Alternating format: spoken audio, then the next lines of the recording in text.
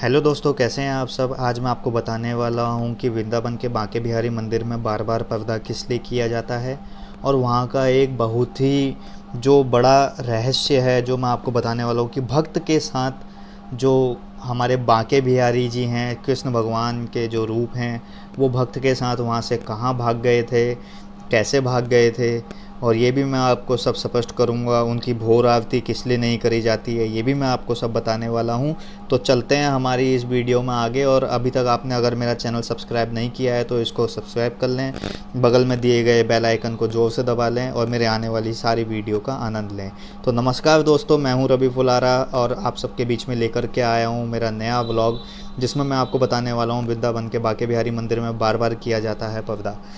तो गैस, इसमें बहुत ही बड़ी चीज़ जो है वो ये है कि मैं इसकी पूरी आपको एक छोटी सी जो कथा है वो टाइप की आपको मैं बताना चाहूँगा, ताकि आप सब लोगों को पता चले कि वहाँ का जो रहस्य है वृंदावन में, जो इतनी भयंकर भीड़ बांके बिहारी मंदिर में होती है।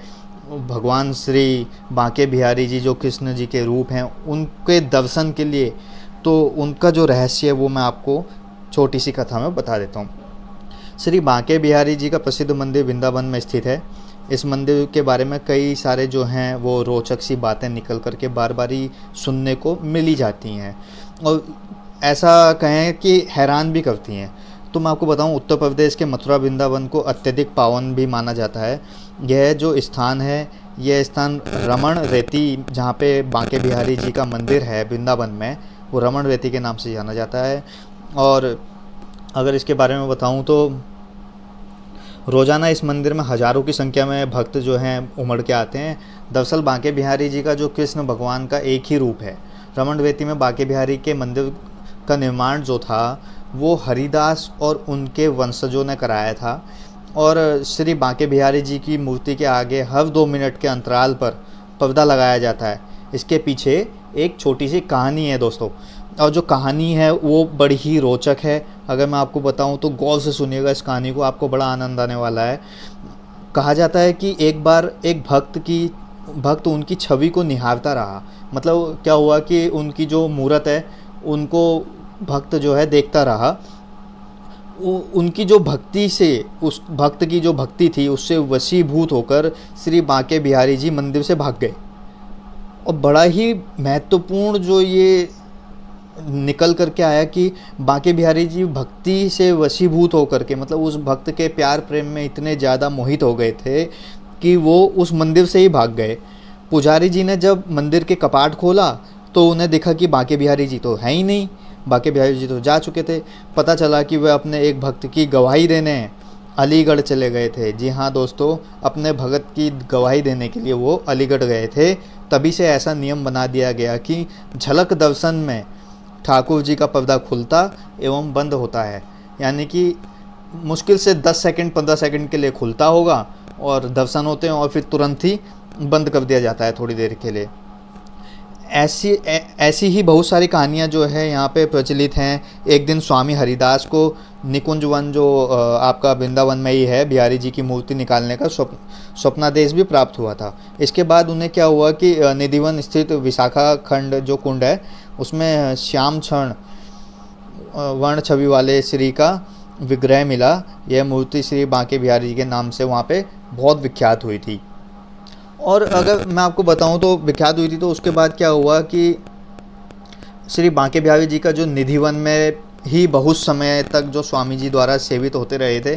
निधिवन एक ऐसी जगह है जहाँ पे बांके बिहारी जी जो है अपना रास रचाते हैं और गोपियों संग।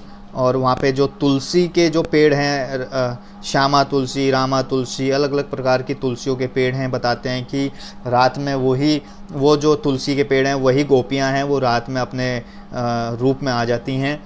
और आप उनको देखेंगे तो बिल्कुल भी आपको ऐसा नहीं लगेगा कि ये मुरझा गई हैं या कुछ है, और बल्कि वहाँ पानी भी नहीं डलता है उसके बाद भी।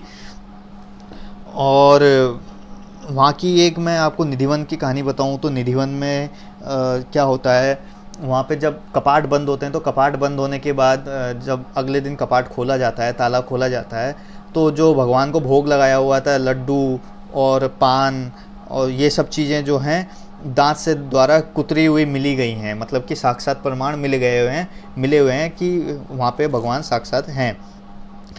और इसकी अगर बात करें तो जो इसकी मंगला आरती की मैं आपको बता रहा था, मंगला आरती यहाँ की बहुत फेमस आरती है, जिसमें क्या होता है कि श्री बांके बिहारी जी के जो दर्शन हैं वो सुबह 9 बजे से और दिन में 12 बजे तक ही होते हैं।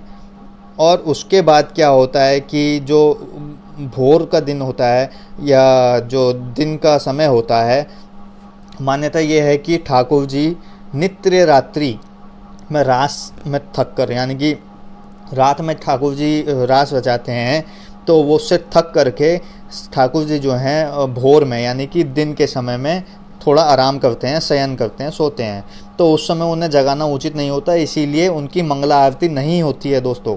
ये बड़ी चीज़ है कि उनकी मंगला आरती जो दिन की आरती होती है वो नहीं होती है, ताकि उनको दिन में भोर से जगाना उचित नहीं है। इसीलिए सुबह 9 बजे से 12 बजे तक और शाम को 6 बजे से 9 बजे तक उनके दर्शन होते हैं। तो दोस्तों कैसी लगी आपको ये मेरी वीडियो ज़रूर बताएं कमेंट में, और मेरे आने वाली वीडियो को देखते रहें। तब तक चैनल को सब्सक्राइब ज़रूर करें। बोलो बांके बिहारी महाराज की जय।